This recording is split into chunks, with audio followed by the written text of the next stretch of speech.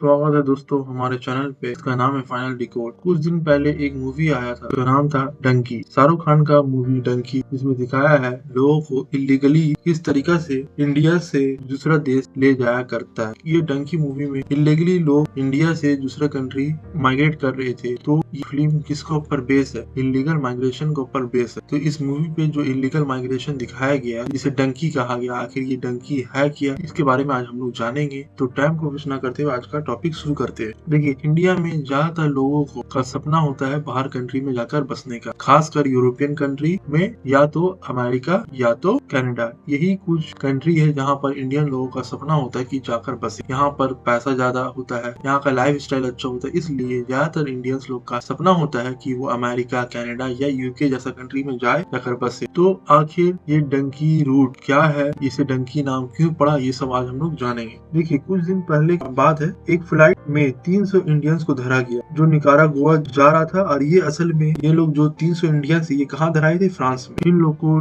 France में लोग धराए थे। इन लोगों पर शक था कि इन लोगों को ह्यूमन ट्रैफिकिंग किया जा रहा है, तो उस शक में इन लोग धराए थे। और ये 300 इंडियंस है, इन लोगों का जो डॉक्यूमेंट्स है, इसको बताया जा रहा था कि ये लोग निकारागुआ का है, जबकि असल में इन लोग कहाँ के थे? इंडिया के थे। तो ये जो फ्लाइट है, ये डोंकी फ्लाइट था और इसे रोका गया था चालोंस वैटरी एयरपोर्ट में। फ्रेंच अथॉरिटी को एक टिप मिला था कि इलीगल इमिग्रेंट है जो कहीं से भी देश पार कर रहे हैं और कहीं और जा रहे हैं। तो उस टिप के बेस पे जो फ्रेंच अथॉरिटी है वो ये फ्लाइट को रोकता है और 300 इंडियन को धर लेता है। और ये लिंक क्या होता है कि निकारागुआ एक सेंट्रल अमेरिकन नेशन है जहाँ से लोग भाग कर अमेरिका जाते हैं और असाइलम लेते हैं। तो बहुत ऐसा तरीका है जिसमें क्या होता है कि आदमी अपना कंट्री छोड़कर दूसरा कंट्री जाता है प्रोटेक्शन लेने के लिए, जिसे असाइलम कहा गया। देखिए, एक इंसान अपना कंट्री छोड़कर दूसरा कंट्री जाता है, कुछ कारण होता है। सबसे पहला कारण होता है इकोनॉमिक कारण, कि पैसा जिस देश में रहता है वहाँ पर पैसा बहुत कम है, तो वो चाहता है कि दूसरा कंट्री में हम जाए और जाकर अपना फाइनेंशियल कंडीशन को सुधारे, इसलिए आदमी माइग्रेट करता है। दूसरा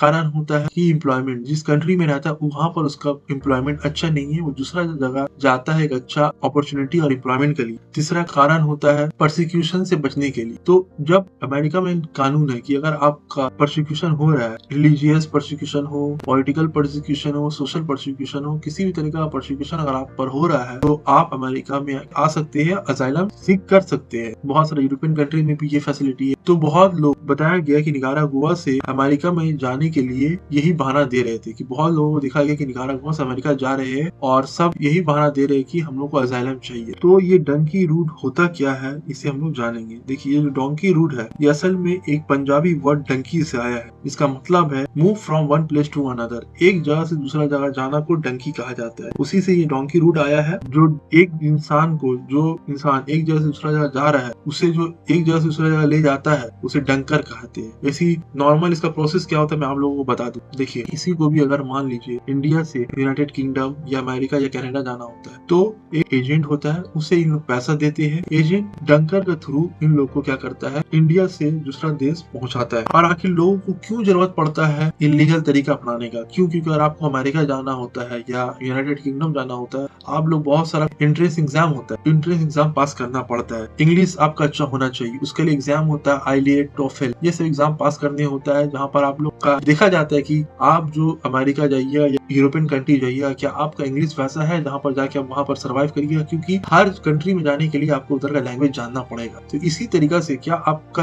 इंग्लिश उस लेवल पे है कि आप अमेरिका या यूरोपियन कंट्री जा सकते हैं, तो उसके लिए एग्जाम होता है, आईलेट है, टोफेल का एग्जाम होता है, आपको पास करनी पड़ता है, तो जाकर फिर आपको आगे के प्रोसेस के लिए आपको सिलेक्ट किया जाता है। लेकिन बहुत कोई है इंग्लिश सही से आता नहीं है ना, वो लोग एंट्रेंस एग्जाम पास कर सकते हैं, तो वो क्या करते हैं, एजेंट को पैसा देते हैं और एजेंट उन लोगों को आश्वासन और विश्वास दिलाता है कि आप लोगों को बिना कोई एग्जाम दिए, बिना कोई टेंशन का, बिना कोई आपको एम्बेसी में गए, आप लोगों को आसानी से आप अमेरिका, कनाडा या यूनाइटेड किंगडम पहुंच जाइएगा बिना किसी टेंशन के। तो हर लोग चाहता है शॉर्टकट, और कोई भी ज्यादा डॉक्यूमेंट, ज्यादा लीगल काम को पसंद नहीं करता है। तो वो क्या करता है, ये पैसा देते हैं एजेंट लोग को, और उसके बाद फिर ये पैसा से क्या होता है, वो लोग एक कंट्री से कंट्री से भेजा दिया जाता है। और लोगों को इसमें क्या किया जाता है, इसमें एक इंसान बहुत सारा कंट्री में, अलग अलग कंट्री से होकर पहुंचता है। कभी कभी इंसान को कंटेनर के अंदर भर के भेजा जाता है, कभी कभी फ्लाइट में भेजा जाता है। उसी तरीका से ये जो एजेंट होते हैं, इन लोग का पास भी अलग अलग तरह का पैकेज होता है। अगर आप आसानी से फेक डॉक्यूमेंट्स चाहिए कि बिना कोई डॉक्यूमेंट्स हो, हर कोई डॉक्यूमेंट्स बना दे, कौन आपको अगर ये एजेंट, तो वो एजेंट आपका फेक डॉक्यूमेंट्स बना देगा, हर एक काम आपका कर देगा और आपको आसानी से यूरोपियन कंट्रीज या तो अमेरिका भिजवा देगा। तो उसके लिए वो ज्यादा पैसा चार्ज करेगा। कभी कभी बोला जाता है 20-25 लाख से लेकर 60-70 लाख तक चार्ज करता है एक पर्सन को मूव करने के लिए। तो कभी कभी क्या होता है कि इन लोग बहुत पैसा चार्ज करते हैं। एजेंट क्या करता है, जो आदमी जिसको माइग्रेट करना होता है उससे पैसा तो ले लेता है, लेकिन जो डंकर होता है उसे पैसा नहीं देता। तो कितना मरता है ये केस देखा गया कि वो जो डंकर होता है उसे पैसा नहीं मिलता है। पैसा नहीं मिलने की वजह से वो आधा रास्ता में ले आकर छोड़ देता है। या कभी कभी केस में ये देखा गया कि ये जो डंकर होता है ये क्या करता है, जो आदमी को एक जगह सोच रहा ले जा रहा था उसे गोली मार देता है। तो बहुत लोग रास्ते ही में मारे जाते हैं। यूके में जाने के लिए एक बहुत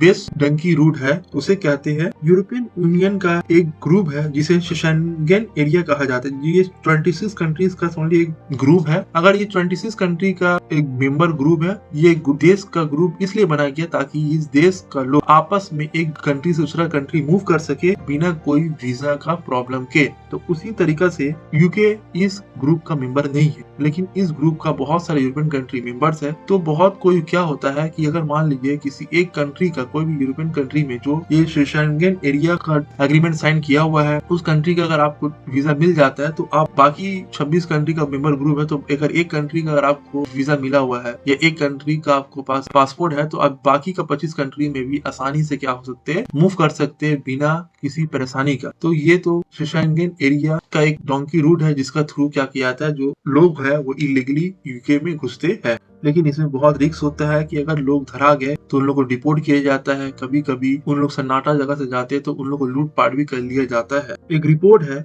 United state custom and border protection का, एक रिपोर्ट है जिसमें बताया गया है अक्टूबर 2022 से लेकर सितंबर 2023 तक 96,917 इंडियंस लोग को पकड़ा गया था। इलीगली उन लोग यूएस में घुस रहे थे बॉर्डर क्रॉस करके। सोचिए कितना लोग, 96,917 लोगों को धरा गया जो इलीगली यूएस में घुस रहे थे। और ये जो इलीगली घुसने के दौरान बहुत लोग मारे भी जाते हैं क्योंकि उन लोग बहुत ज्यादा प्रॉब्लम फेस भी करने पड़ता है। देखिए अमेरिका में दो जगह से आपको आसानी से घुसा जा सकता है। दो बॉर्डर है, northern border, southern border. Northern border Canada से लगता है और सदर्न बॉर्डर जो है वो मेक्सिको से लगता है। अगर किसी को नॉर्दर्न बॉर्डर से घुसना है तो वो पहले कनाडा पहुंचता है, फिर कनाडा का थ्रू वो कहाँ पहुंचता है, आपका जाकर अमेरिका पहुंचता है। अगर किसी को सदर्न बॉर्डर से पहुंचना है तो वो मेक्सिको जाएगा, फिर मेक्सिको का थ्रू क्या होगा, वो अमेरिका में एंटर कर जाएगा। तो 96,917 में 30,010 लोगों को कहाँ पर धरा गया, कनाडा बॉर्डर में धरा गया जो अमेरिका का नॉर्दर्न बॉर्डर में पड़ता है, और 41,717 लोगों को मेक्सिको बॉर्डर पे धरा गया। इस रिपोर्ट के हिसाब से जो डोंकी रूट है वो स्टार्ट होता है, मान लीजिए किसी को अमेरिका जाना है तो उसका डोंकी रूट क्या है, उसका डोंकी रूट है लैटिन अमेरिकन कंट्रीज जैसे कि इक्वाडोर, बोलीविया, गुयाना। ये सब ऐसा कंट्री है जहाँ पर जो इंडियन लोगों को वीजा आसानी से मिल जाता है। और बताया जाता है इक्वाडोर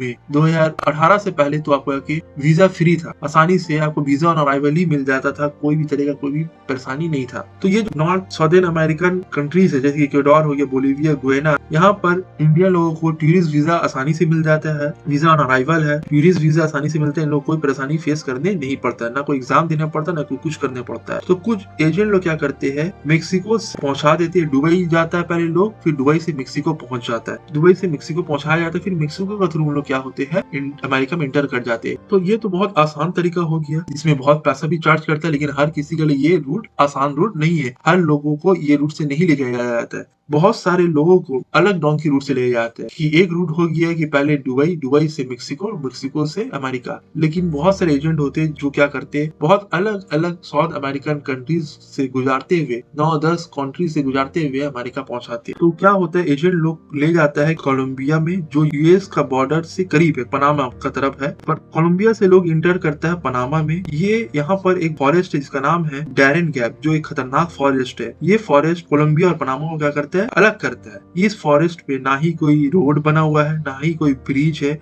उल्टा ये जो फॉरेस्ट है यहाँ पर बहुत तरह तरह का जंगली जानवर है, जैसे कि जैगुआर हो गया, एनाकोंडा का नाम सुने, वो भी ये जंगल में पाया जाता है। तो माइग्रेंट्स लोग को कितना मरता है, ये इतना खतरनाक रूट है ये जंगल वाला रूट कि माइग्रेंट लोगों को यहाँ पर जो गोरिल्ला फाइटर्स होते हैं या ड्रग कार्टेल होते हैं, वो क्या करता है, जो ज्यादातर जो लड़की होती होती है, महिला होती है, उन लोगों का रेप कर देता है, उन लोगों का सामान लूट लेता है, उन लोगों का प्रॉपर्टी लूट लेता है, कभी कभी तो गोली भी मार देता है। मान लीजिए कि ना ही आप कोई गोरिल्ला फाइटर से आपका सामना हुआ, ना ही कोई ड्रग कार्टेल से सामना हुआ, आप सही सलामत ये जंगल पार करते हुए अगर पहुंच गए तो कितना दिन लगता है? पनामा जंगल में पार करने में 10 दिन लगता है, 8 से 10 दिन लगता है पनामा जंगल और माउंटेन को पास करने में। फिर पनामा पास करने के बाद माइग्रेंट जो होते हैं वो कहाँ पार करते हैं? कोस्टारिका पार करते हैं। निकारागुआ में घुसने से पहले कोस्टारिका, फिर निकारागुआ, फिर मेक्सिको, फिर उसके बाद ग्वाटेमाला, फिर ग्वाटेमाला का बॉर्डर लगता है होंडुरास में, वहाँ उसका फिर सेल्वाडोर, ये सब कंट्री से होते हुए वो पहुंचते हैं। तो ऐसे करके उन लोग अलग अलग कंट्री में घुसते हैं, अगर सब कुछ सही सलामत रहा तो। अगर नहीं रहा, उसी दौरान अगर आप अथॉरिटी का हाथ लग गए तो कितना मरता केस में आपको वापस इंडिया में भेज दिया जाता है। कभी कभी तो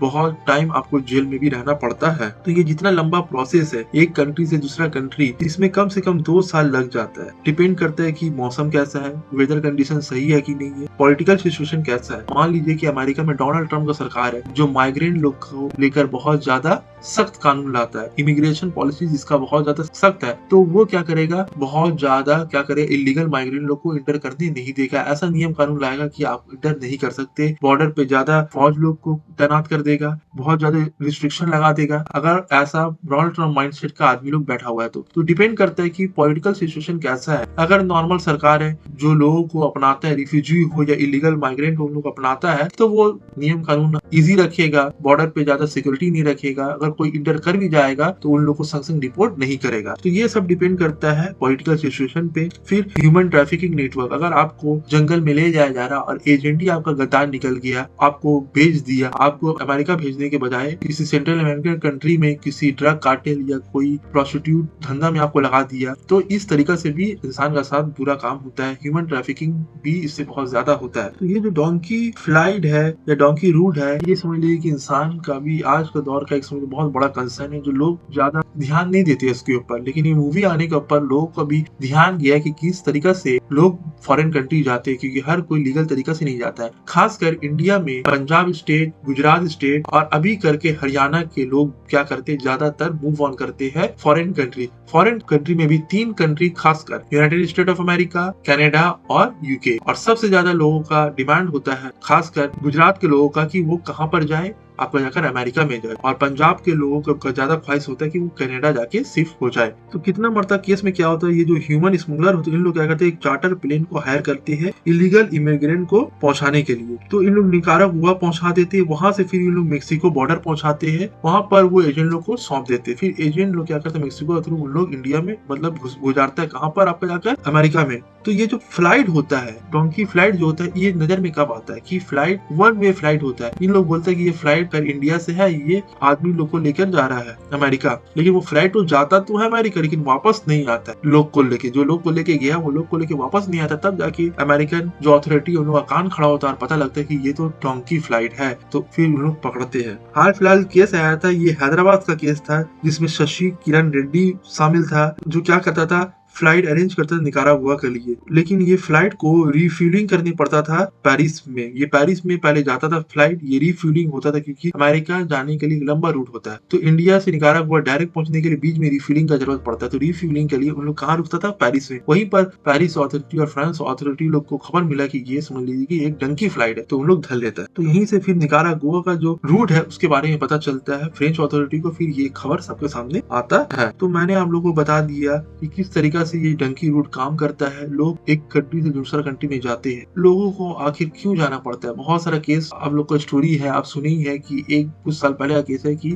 एक फैमिली टर्की गया था, वहां पर उन लोगों का डॉक्यूमेंट्स को जब्त कर लिया गया था और नकली डॉक्यूमेंट के थ्रू अमेरिका भेजा गया था। ये एक पटेल फैमिली की कहानी है। इन लोग गुजरात के थे और इन लोग कनाडा में पहुंचे, लेकिन कनाडा में -35 डिग्री था और इतना कड़ाका का ठंड था कि उन लोगों को उतना पता नहीं, और उन लोगों का एजेंट बीच में छोड़ देता है और उन लोग अमेरिका पहुंचने से पहले ही कनाडा बॉर्डर में ही मर जाते हैं। और बाद में उन लोगों का लाश सामने आता है और पता लगता है कि ये लोग इलीगली अमेरिका में इंटर करना चाह रहे थे और उन लोग खाना और पैसा खत्म हुआ, इसकी वजह से उन लोग कनाडा बॉर्डर में ही मारे गए। तो ऐसा बहुत सारा केस है। तो अब ये समझ में आया कि ये क्या क्या कारण है। मैंने बता दिया कि लोग अपना कंट्री छोड़कर दूसरा कंट्री में जाते हैं, जॉब अपॉर्चुनिटी के लिए, अच्छा करियर के लिए, प्रोसिक्यूशन से बचने के लिए, ये सब चीज से लोग जाते हैं। लेकिन हर कोई सक्सेस नहीं हो पाता है कंट्री में पहुंचने के लिए। कोई तो रास्ते ही में मारा जाता है या तो किसी को भेज दिया जाता है। तो कोई भी डंकी रूट लेने से पहले थोड़ा बार बार समझिए। एक फिल्म है नो वेयर, उस फिल्म में भी दिखाया गया किस तरीका से परसिक्यूशन से बचने के लिए लोग एक कंट्री से दूसरा कंट्री ट्रांसफर होते थे।